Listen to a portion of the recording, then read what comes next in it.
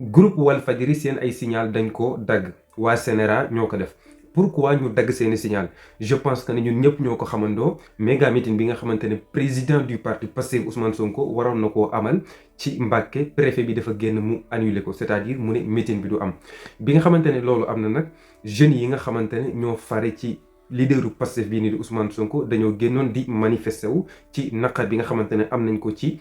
meeting bi nga xamante ne annulé nañ ko. mais nag manifestation bi nga xamante ne moo doon dox entre policiers yi ak jeunes yi nga xamante ne dañoo far ci président du parti Pastef groupe Walfadjri daf ko jëloon en direct di ko wane. loolu nag moo waral CNRA dagg seen ay signal. dëgg la nag jeunes yi ñoo ëpp ci manifestants yi mais am na ay mag c'est-à-dire ay pa ak ay maires yoo xamante ne aussi bokk nañ ci manifestation bi nga xamante ne am na ci dëkk bii nii di Mbàkke. fi may waxee yéen nii leaderu parti Pastef muy Ousmane Sonko dem na ci dëkk bu sell bii nii di Touba daanaka sax mën naa ne foofu la jullee waxtu jumaa ji. ginnaaw loolu aussi daje na ak xalifa général des Mourides muy Serigne Mouhamadul Mountakha Mbacké ba ñoom ñaar seq nañ ay waxtaan. dans ce cas là nag mën nañoo passer directement ci point yi nga xamante ne moo topp ci actualité bi. service de communication douane bu Sénégal wax na ne jàpp nañ ci lu toll ci 3 tonnes de faux médicaments ñu xayma ko mu toll ci 520 millions de francs CFA. mu nekk loo xamante ne nag lu jaratiit la organisation des nations unies mi ngi joxe alarme ci zone Sahel bi ñu bàyyi xel bu baax a baax faux médicaments yi nga xamante ne moom lañ fiy utiliser.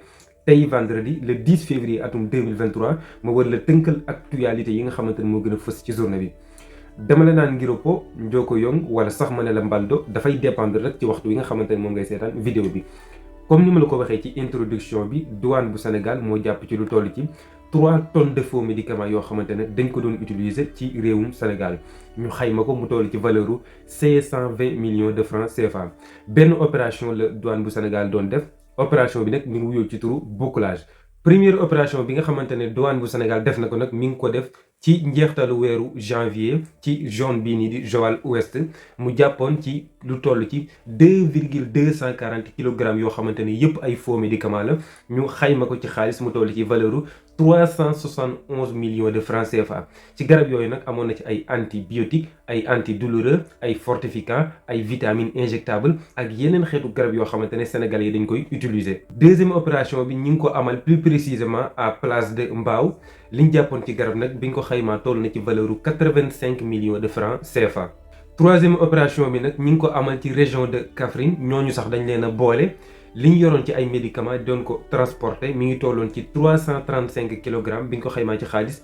mu toll ci 64 millions de francs CFA. loolu nag bokk na ci li gën a waral organisation des nations unies di wax alarme ci zone Sahel bi nga xamante ne dañ fiy utiliser ay faux médicaments yoo xamante ne mën naa jural ay gàllankoor population bi nga xamante ne ñoo dëkkee ci zone boobu. organisation des nations unies wax na 50% ci médicaments yi nga xamante ne dañ koy utiliser ci zone Sahel bi soit dafay nekk médicament boo xamante ne du efficace boo ko naanee ni mu la war a fajee du la ko fajee wala mu nekk médicament boo xamante ne dañ koy falsifier. encore une fois présidente du conseil ministre italien Giorgia Meloni dalaat na encore une fois ci président wu France bii nii di Emmanuel Macron. je pense que yéen a ngi koy gis ci information yi Vladimir Zelensky njiitu réew bu Ukraine dafa ñëw ci siège Union européenne bi nekk Bruxelles. njiitu loolu nag demoon na ci capitalu France bi nga xamante ne moo di Paris ngir dajante ak njiitu réew ma muy Emmanuel Macron. mais nag daje boobu noonu ci la njiitu réew bu Italie amee lu ko naqari pourquoi parce que ñaari njiitu réew kese ñoo fa nekkoon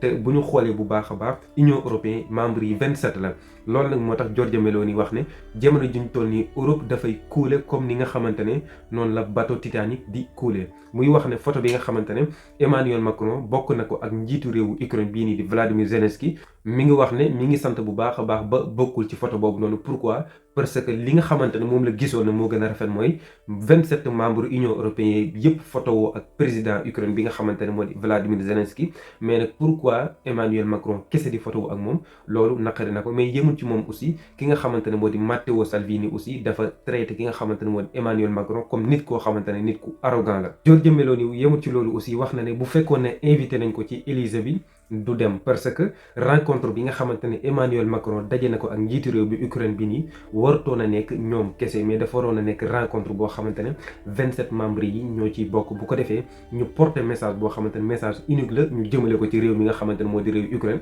parce que wax na ne 27 membres yi kenn ku nekk ci ñoom am na message boo xamante ne bëgg na ko jëmale ci njiitu réew bi nga xamante ne moo di njiitu réew Ukraine mais le fait que mu dem ci réew mi nga xamante ne moo di réew France plus particulièrement Paris daje fa ak ki nga xamante ne moo di Emmanuel Macron da koo gis comme geste boo xamante ne nekkul li nga xamante ne mooy jëmmal Union européenne bi. Giorgia Meloni yëmu ci loolu aussi muy wax naan képp koo xamante ne da ngay njort ne Europe wala Union européenne dafa am série A wala série B li muy tekk rek mooy dafa am ñoo xamante ne ñoo supérieur wala ñoo inférieur wala dafa am ñoo xamante ne dañ leen di classé ci 2e place wala 3e place wax na ne képp koo xamante ne yaa ngi foog loolu yaa ngi nax sa bopp parce que Union européenne dafa mel ni comme bateau Titanic bu fekkee ne dafa dem bay suux amul kii première place wala place privée la nekk wala kii place publique la nekk bu demee bay suux ñëpp ñoo ko yëgandoo dans ce cas là bu fekkee njiitu réew Ukraine dafa jóge Ukraine ñëw ba Europe du question Emmanuel Macron kese moo ko war a gis parce que tudd naa fi Emmanuel Macron même chancelier allemand bii nii di Olaf Scholz aussi daje woon na ak président Ukraine bii nii ci réew mi nga xamante ne moo di réewu France